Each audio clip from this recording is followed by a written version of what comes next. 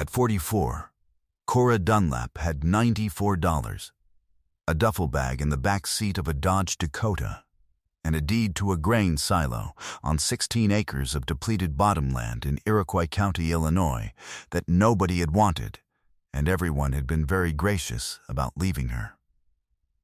The graciousness was the part that had gotten under her skin. Her mother had died in February. The estate was the farmhouse, 280 acres of tillable ground, the equipment, and the silo, a 40-foot corrugated steel harvestor, the blue kind, sealed with a concrete lid since 2007, when the farm had stopped dairying and the structure had gone from working oxygen-limiting silo to useful for nothing. Her brother Dale had the farm appraised in March.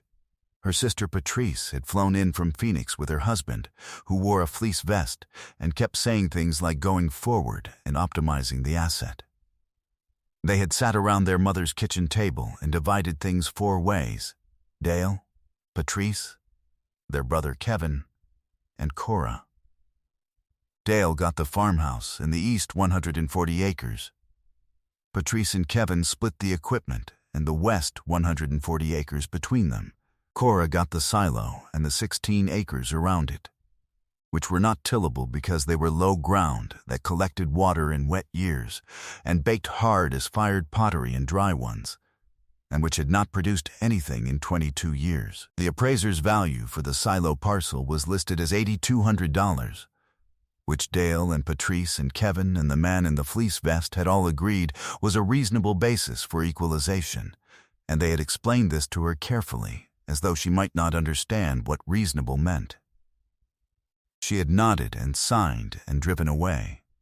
She had been driving for 3 weeks. She had been a vocational agriculture teacher for 19 years at a consolidated high school in Champaign County, and the position had been eliminated in a budget cut in January, the same month her mother had gotten the diagnosis, the same month Warren's attorney had.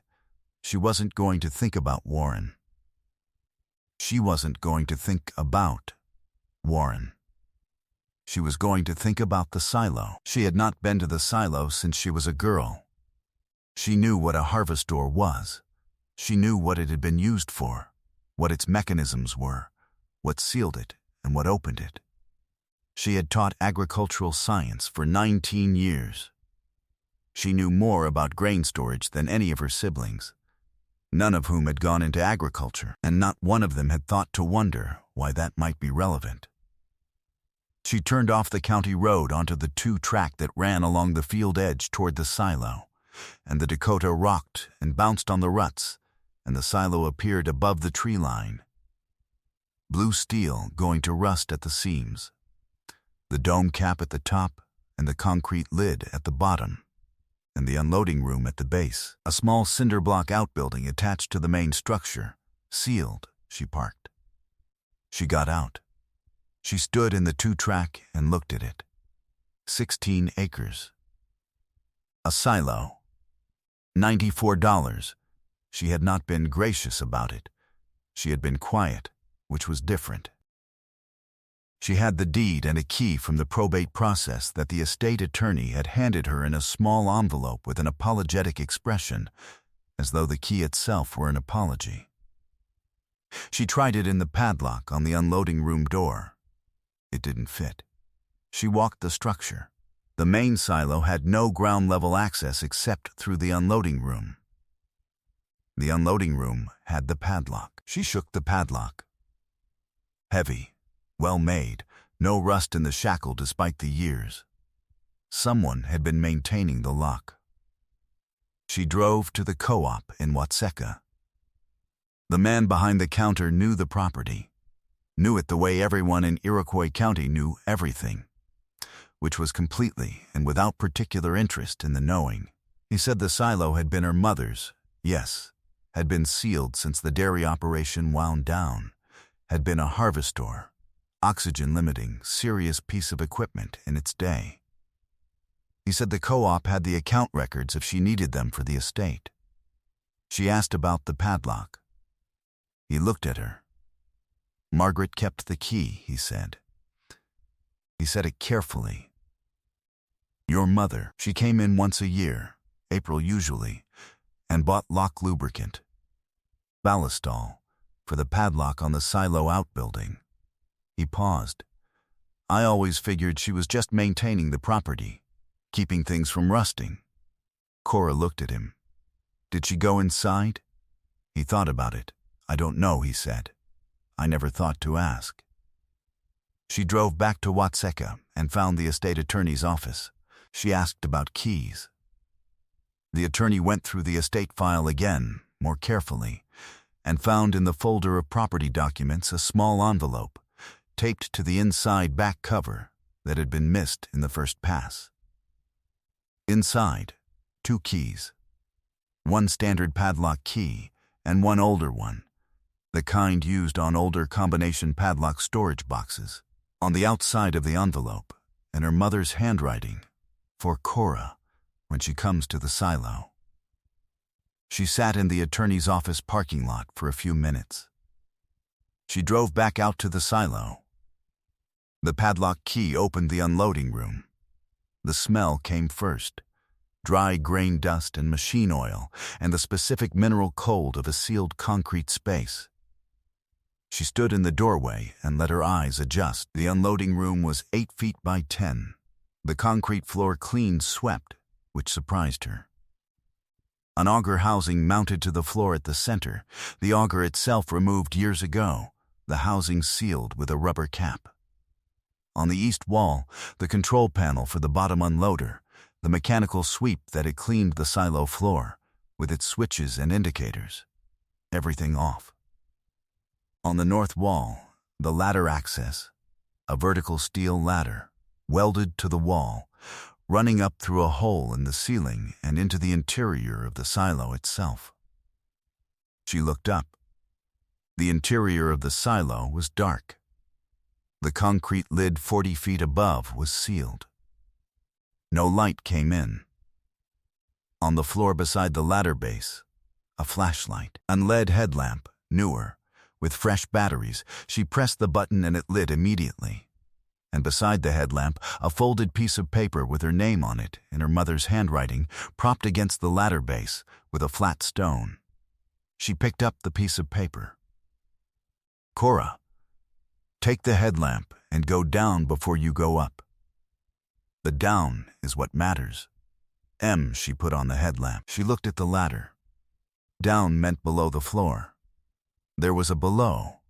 Harvestors had a subfloor unloading tunnel, a concrete tube below grade that ran from the base of the silo structure to the unloading room, where the auger had moved silage from below up into the farm's feed system.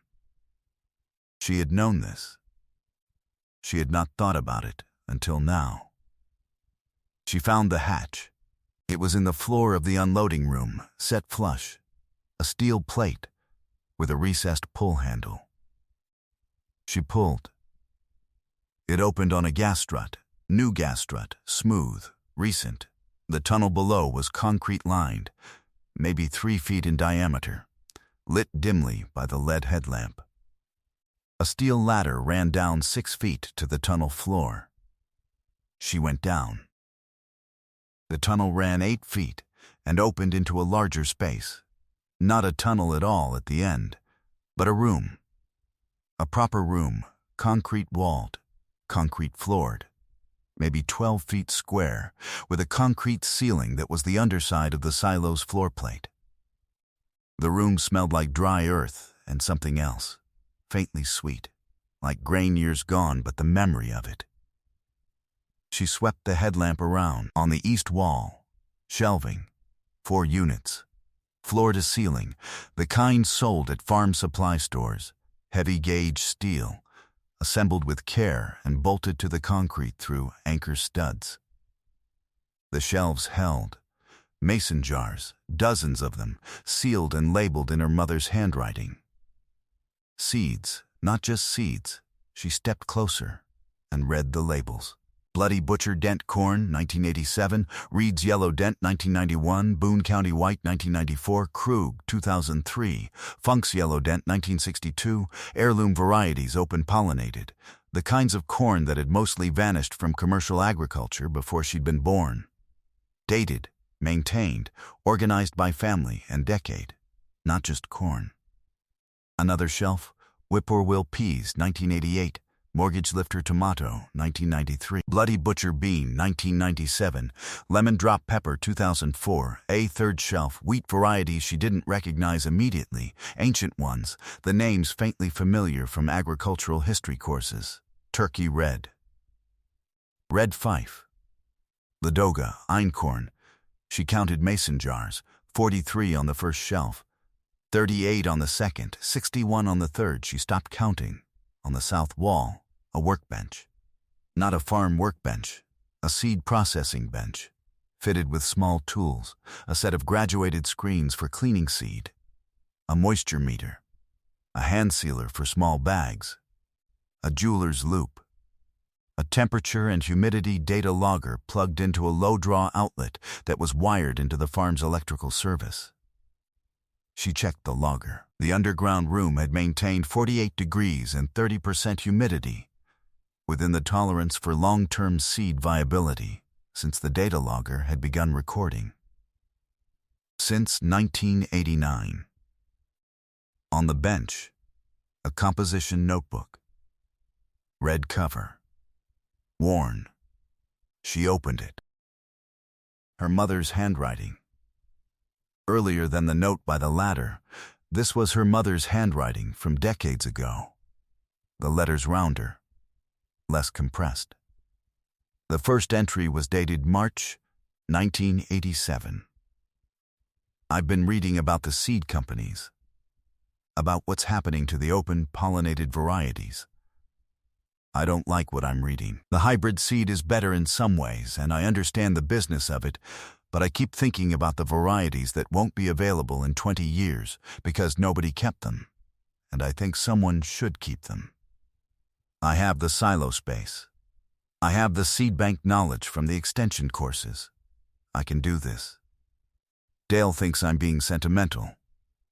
Maybe I am. I've been sentimental about the wrong things before, and right about them too. I'm going to start with what I have.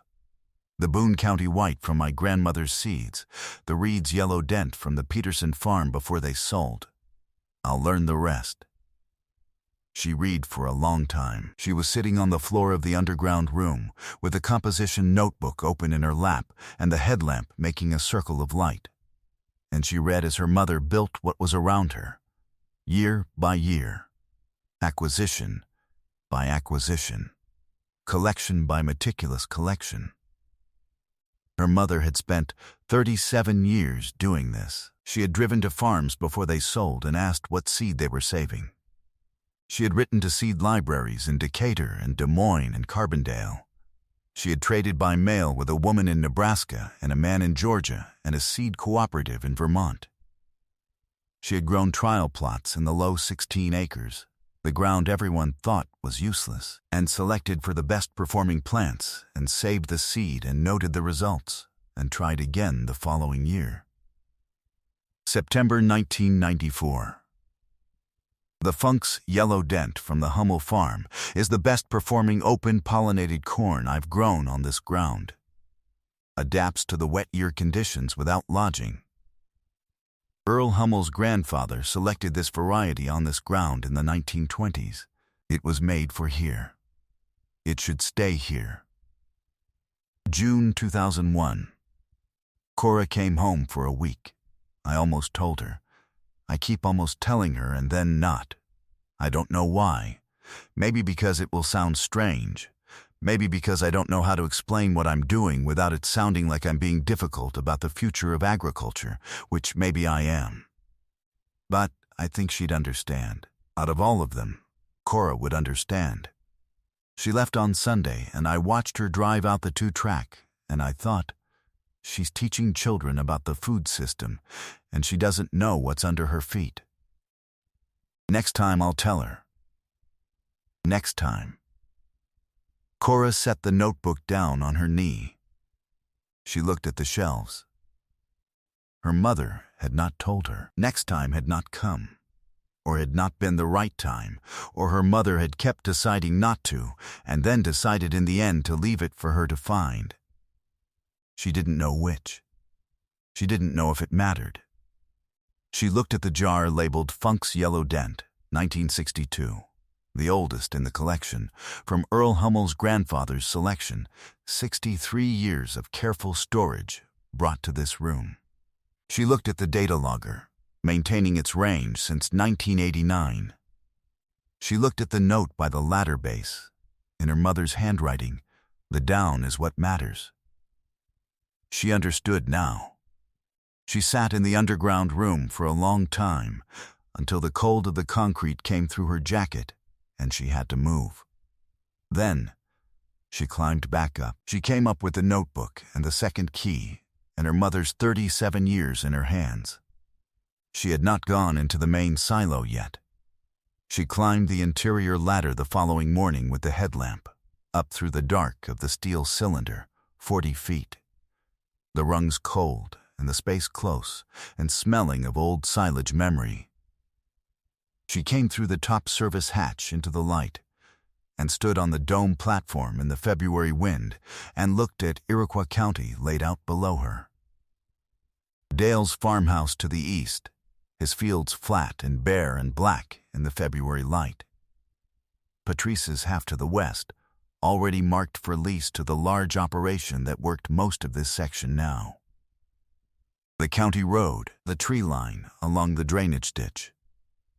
And below her, the 16 acres, the low ground.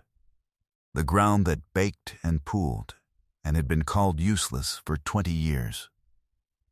She looked at it differently now. She knew what had grown in it. She knew what it could grow. She climbed back down. She drove to the co-op. The man at the co-op was named Phil. He was in his 50s, unhurried, the kind of person who had worked at the same counter for 20 years and knew things because of that. She told him what was in the room below the silo. She watched his face. He looked at the counter for a moment. Then he looked up at her. "Your mother," he said. "My mother. For how long?" "Since 1987. He was quiet. He came around the counter and sat in one of the waiting chairs that served the small co-op lobby, and she sat in the other one, and he said, "What do you need?" She needed to know what the seed was worth. "Not in money," she said. "In what it represented, in what it could do. Who needed it? Who would want it?" Phil thought about it. He knew a plant geneticist at the University of Illinois Extension who worked on heritage grain varieties.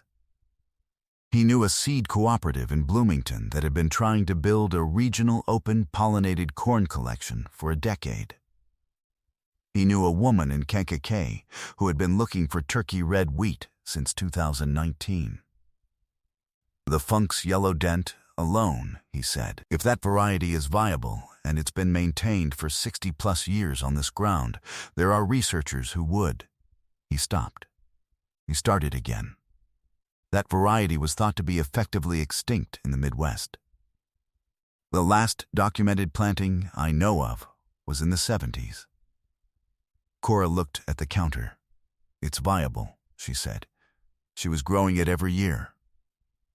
"I found the trial records." Phil looked at the chair arms. He looked at her. "You need to talk to Dr. Finch at U of I," he said. "Today, if you can." He made the call himself. Dr.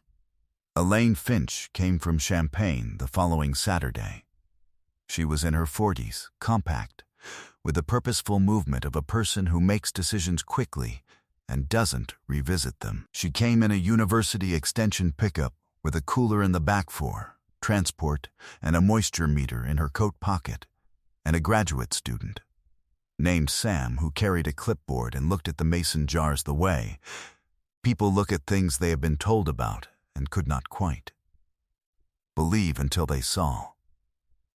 Cora led them down through the hatch. She had brought a work lamp now, strung from one of the shelf uprights, and the room was fully lit, and Dr. Finch stopped in the doorway and looked at the shelves in silence for a moment. "How long have you known about this?" she said. 4 days, Cora said. Dr. Finch looked at her. She looked at the shelves. "Who built this?" "My mother. Margaret Dunlap." Dr. Finch moved to the shelves. She read the labels the way Cora had read them, slowly, jar by jar. She stopped at the Funk's yellow dent. She stopped at the turkey red. She stopped at an unlabeled section of the corn shelf that Cora hadn't examined closely yet, and she crouched down and read a label at the bottom, and she stood up and turned around. "There are varieties here I've been looking for 15 years, she said.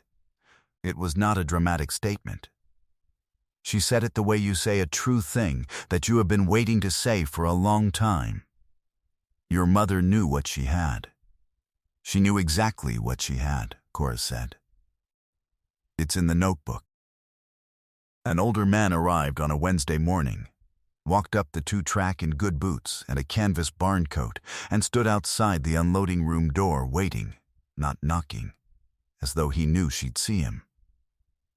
Cora came out, and he said his name was Henry Peterson, and his family had farmed 3 miles east before they'd sold in 1989, and he had heard from Phil at the co-op that someone was out at the Dunlap silo. He was 79. He had a thermos. "I sold your mother the Reed's yellow dent seed when we sold the place," he said. "I didn't know what she was going to do with it.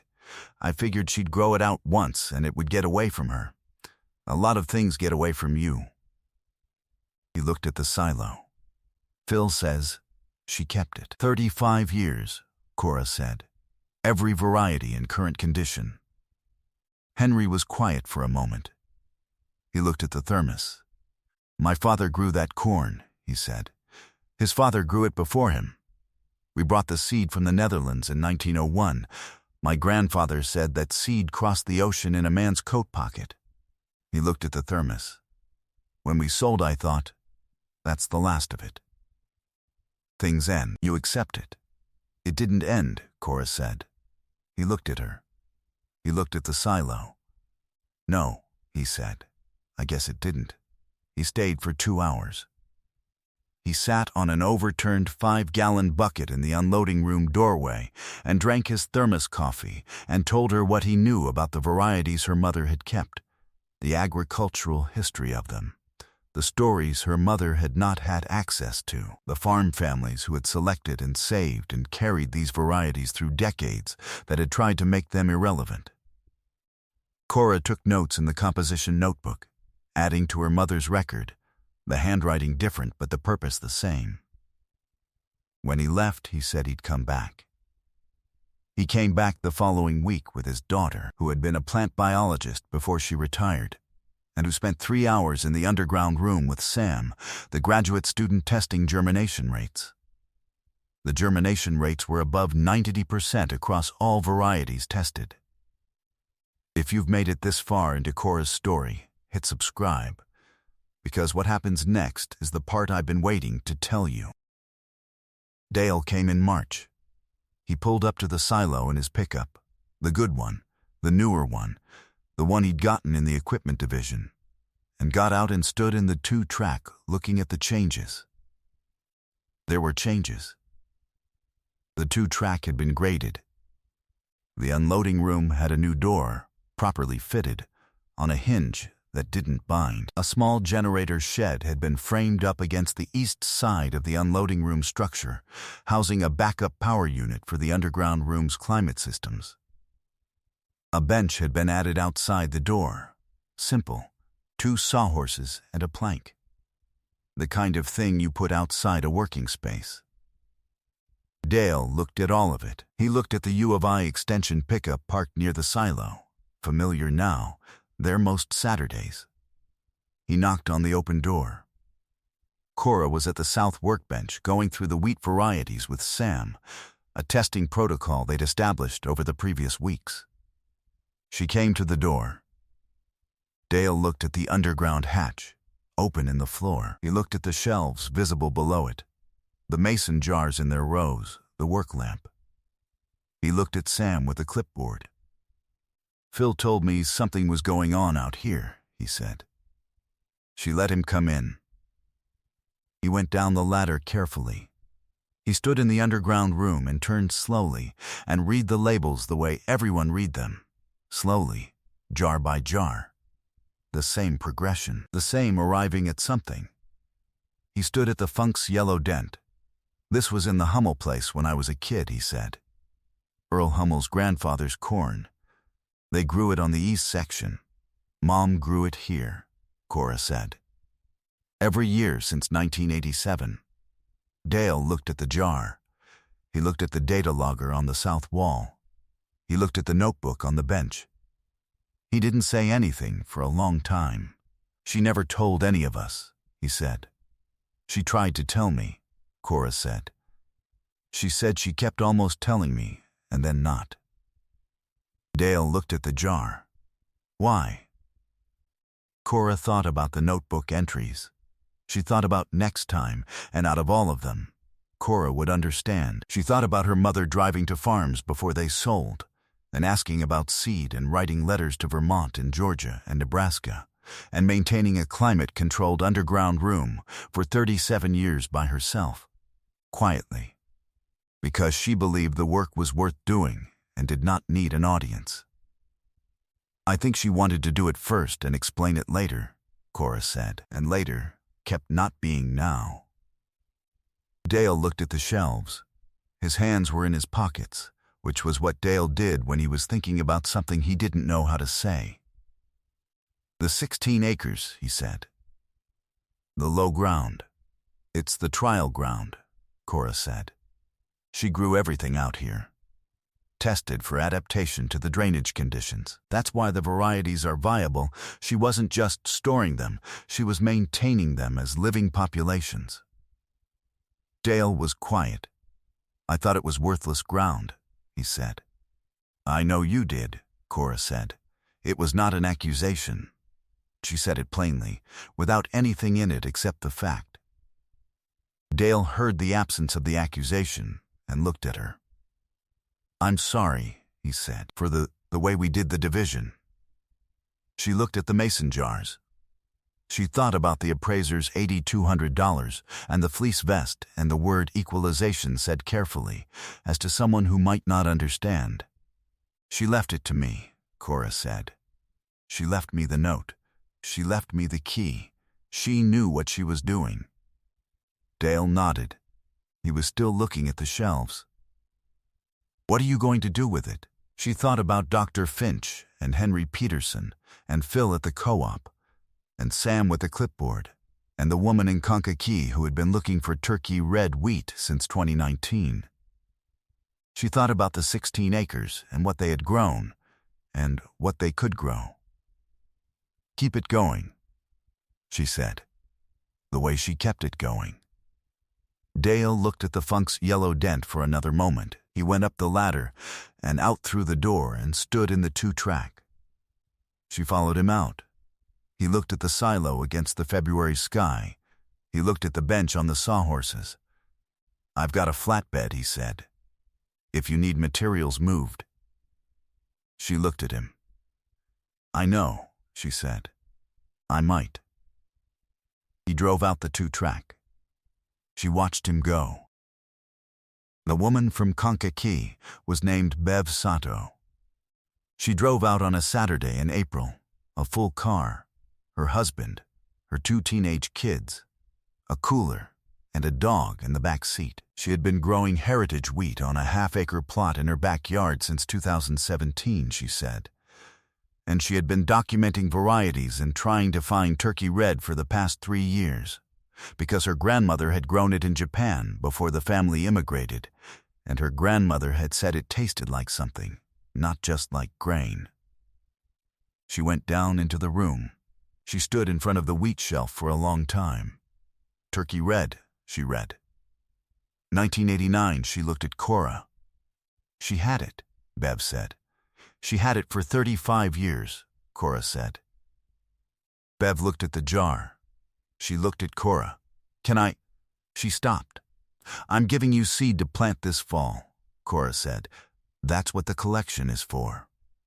Bev sat down on the floor of the underground room, not in distress, just in the way that people sit down when something they have been looking for has been found and the body needs a moment to understand it. Her husband came down the ladder and sat beside her. Her teenagers stood in the low doorway, looking at the shelves. "Why?" Bev said.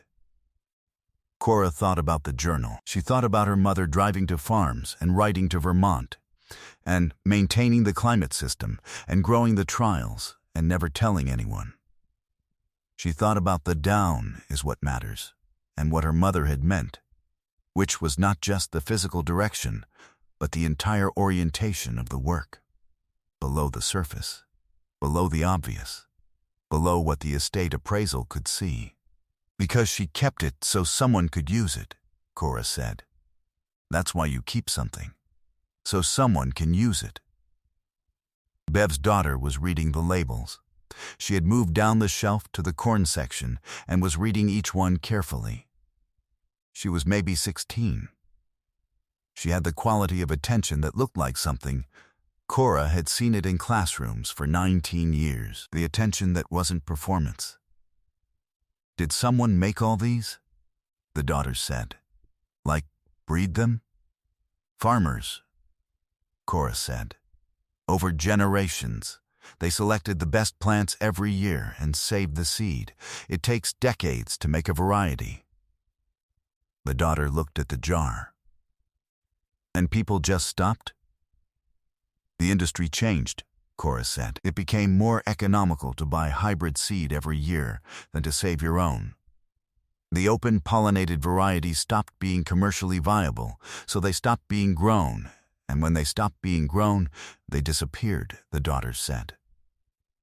"Most of them," Cora said, "except when someone kept them." The daughter looked at the shelf. "How long does it take to learn this?" Cora looked at her. She was 16. Standing in an underground room in February, reading labels on mason jars with the attention of someone who has found the thing. "Come back in May," Cora said. "I'll show you the trial plots." She planted the 16 acres in May. Not all of it. 4 acres to start, the varieties with the longest local history, the ones most specifically adapted to the wet, low conditions of this ground. The Funk's yellow dent in the northwest corner, the ground closest to where the Hummel farm had been, where the original selection had been made a century ago. The Reed's yellow dent in the center section, where her mother's trial records showed the best drainage. The Boone County white along the south edge, where the drainage ditch created a slightly different microclimate that her mother's notes said suited it. She planted by hand where she could, in the way her mother's trial records described, small plots, careful spacing, keeping varieties separated by distance and time. Dr. Finch sent Sam for the planting weekends. Henry Peterson's daughter came and walked the rows with a soil probe and told her things about the ground that weren't in any of the notebooks. Bev Sato came with her family and planted a small demonstration plot of turkey red in the corner of the east field, and her daughter planted it beside her. Henry Peterson came on the last planting day. He walked the northwest corner, the Funk's yellow dent rose, and stood at the edge of the field and looked at it for a long time. She came and stood beside him. "My grandfather planted this corn on that section," he said. He pointed east, toward what had been the Peterson farm. "When I was a boy, I used to walk the rows with him. He'd show me how to look at the plants, which ones were the strongest, which ones were making the most ears. He said, 'You're not just growing this year's crop. You're making next year's seed. You're always one decision ahead of the harvest.'" He looked at the rows. "Your mother understood that," he said. "She understood it better than anyone," Cora said. In June, she found the second notebook. It was in the last cabinet unit on the east wall, the one she hadn't opened fully in the first weeks because it had held mostly technical material, the seed testing protocols, the germination logs, the climate system maintenance records. At the back of the bottom shelf, behind a binder of climate data, a composition notebook, same red cover as the first, but newer, less worn. She opened it. The first entry was dated 2015. Cora is teaching ag science in Champaign County. I read the course catalog. She covers seed saving in Unit 4 of the plant science sequence. I ordered the textbook and read the chapter. She knows more than I do about the genetics. She doesn't know about this room. I am going to have to decide. Tell her while I'm here, or leave it for her to find. I don't know which is better. I know she'd come here if I asked. I also know she'd come here if she found the note by the ladder. I think finding it might be better than being told. Some things mean more when you find them yourself. Some things mean more when they've been waiting for you. I think this room has been waiting for her since I built it. I think I knew that when I put in the second shelf and thought, the second shelf is for the things Cora will bring. I didn't say it out loud. I wrote it here. The second shelf is for the things Cora will bring. Cora stood at the bench and looked at the east wall, the second shelf, the middle shelf, the one at shoulder height, the one with the best access. She looked at what was on it. Her mother's varieties, yes, but there was space. Half the shelf was fully loaded. The other half had mason jars, 3 of them, with labels, but spread loosely, as though room had been made, as though it had been waiting. She set the notebook down. She went up the ladder and out to the trial plots in the June morning, the corn already knee-high in the northwest corner. The funk's yellow dent coming up in the ground it had been made for, the ground that had been called useless. She walked the rows the way Henry Peterson's grandfather had walked rows, looking at each plant, looking for the ones that were doing what the ground asked of them. She had seeds in her own collection, varieties she'd acquired over 19 years of teaching, specimens she'd sourced for classroom demonstrations, things she'd been given by the agricultural extension contacts she'd built up over 2 decades of working with farmers and students, and the whole long conversation of the food system. She had been keeping them in a filing cabinet in an office that no longer belonged to her. She knew what the second shelf was for. Bev's daughter came back in July. Her name was Keiko. She came on a Saturday with her notebook and her attention and her 16-year-old questions, which were better questions than most of the ones Cora had fielded in 19 years of teaching, because they came from someone who was looking at the thing directly rather than reading about it. She walked the trial plots with Cora. She asked about the differences between the corn varieties, why this row was taller, why that row had more tillering, what the ear set difference meant in terms of yield in a wet year versus a dry one. She asked why open pollinated varieties had these differences when hybrid seed was bred for uniformity, and Cora gave her the answer that took her the better part of a class period to deliver in a classroom, and that Keiko grasped in about 2 minutes standing in a corn row. Because the uniformity is for the industry, Keiko said, not for the ground. That's most of it, Cora said. And these, Keiko looked down the row. These are for the ground. Cora looked at the funk's yellow dent, knee-high and strong in the northwest corner, on the ground where it had been selected a century ago, the ground it had been made for. These are for the ground, she said. At the end of the afternoon, Keiko asked about college programs, where you went if you wanted to work with heritage agriculture. Cora told her about the programs she knew, the ones she'd sent students to over the years, the ones with the best connections to working seed systems. She told her about Dr. Finch and the extension program. She told her about the seed cooperative in Bloomington. Keiko wrote it all down. On her way out to her mother's car, she stopped and looked back at the silo, blue steel going to rust at the seams, the dome against the June sky. Why did she put it in the silo? She said.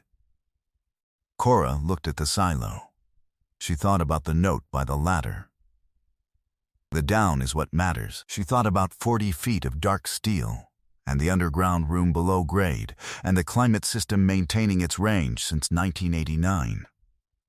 She thought about what a harvestor was, sealed, oxygen limiting, made to prevent the degradation of what was stored inside it, made to hold things at the conditions that kept them viable, made to protect what was put into it from the atmosphere that would otherwise take it apart. She knew what it was built for, Cora said. She just used it for something nobody expected. Patrice came in August. She flew in from Phoenix and rented a car and drove out the 2-track alone, without her husband, and stood outside the unloading room door in a linen blouse that was wrong for an August afternoon in Iroquois County, and looked at the generator's shed and the new door and the bench on sawhorses. She had heard from Dale, the way people hear from Dale, matter-of-factly, the facts without the interpretation, leaving the interpretation for the other person to do. She had heard about the seed collection. She had heard about the university. She had heard about Henry Peterson and Bev Sato and the trial plots. She looked at the silo for a while before she said anything. "I didn't know," she said. "None of us did," Cora said. "She should have told us." Cora thought about the notebooks. She thought about next time I'll tell her, and next time never arriving. She thought about her mother deciding, finally, to leave it for finding instead. "She told the notebooks," Cora said. "She told the room. She told me." Patrice looked at the hatch in the floor of the unloading room, open, the headlamp visible on its hook by the ladder. "Can I go down?" Cora handed her the headlamp. Patrice went down the ladder slowly. Cora followed. She watched Patrice in the underground room, the same progression, the same reading of the labels, the same arrival. Patrice stopped at the second shelf, the one with the space that had been waiting. "What goes here?" Patrice said. "More seed," Cora said. "From other collections, from other people's preserving." Patrice looked at the space. She looked at the data logger. "She maintained all of this alone," she said, "for 37 years. Patrice looked at the shelves, the appraisal she started. "I know," Cora said. "The 8200, Patrice stopped. Cora looked at the Funk's yellow dent, the jar labeled 1962, the oldest one, the 60 years of careful hands that had kept it coming to this room. She looked at the turkey red from 1989. She looked at the einkorn wheat her mother had written 6 pages about in the second notebook, where it had come from, who had carried it, what it represented. The appraisal was for the parcel, Cora said. It didn't know what was in it. Patrice stood in the underground room for a long time. When they came back up, she stood in the 2-track and looked at the trial plots, the corn standing tall in the August heat, 4 acres of varieties that hadn't grown on this ground in decades. "If you need anything," Patrice said. It was a beginning of a sentence, not finished. "I know," Cora said. Patrice drove out. Cora watched her go. She went back into the unloading room and looked at the open hatch and the ladder going down. She climbed down. She sat at the bench in the underground room with the second notebook, and she turned to a new page, and she dated it, and she started writing. What was in the room? What was growing in the fields? What Keiko had asked, and what the answer was. What Henry Peterson had said about one decision ahead of the harvest. She was writing the record the way her mother had written the record, because the record was how the work was witnessed, and the work deserved a witness, and she was the witness now. The harvest came in October. Not the full harvest. The trial plots were small, and the purpose was seed selection, not yield. She walked the rows with Dr. Finch and Sam and Henry Peterson's daughter and Keiko, who had come back as she had said she would. And they selected the strongest plants in each variety and harvested by hand, the way her mother's trial record said to do it, the way the original farmers had done it, looking at each plant and deciding this one and not that one, this one that had done well on this ground in this year's conditions. She brought the seed down into the room. She cleaned it on the graduated screens and tested the moisture and packed it in the mason jars and labeled them in her own hand. Funk's Yellow Dent, 2024. Dunlap Farm, Iroquois County. She set them on the second shelf, in the space that had been waiting. She stood back and looked.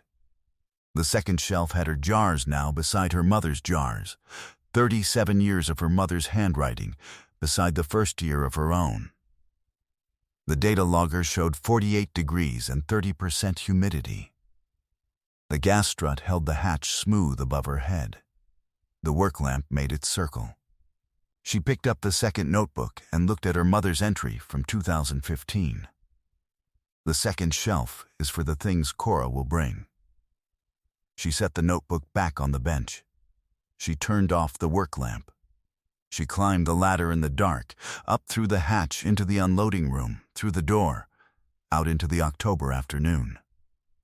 She pulled the door shut behind her. She set the new padlock, her padlock now, in the hasp. She locked it. She stood in the 2-track in the October light. The corn rows were harvested and bare now, the stalks cut, the ground going back to what it was. The silo stood behind her, blue going to rust, 40 feet of sealed steel against the sky. She was 44 years old, and she had $94 and a Dakota and 16 acres of ground that everybody had called useless. She had what was below it. She put the key in her coat pocket. She walked to the bench on the sawhorses and sat down and looked at the field. She had 38 mason jars of her own on the second shelf. She was just getting started.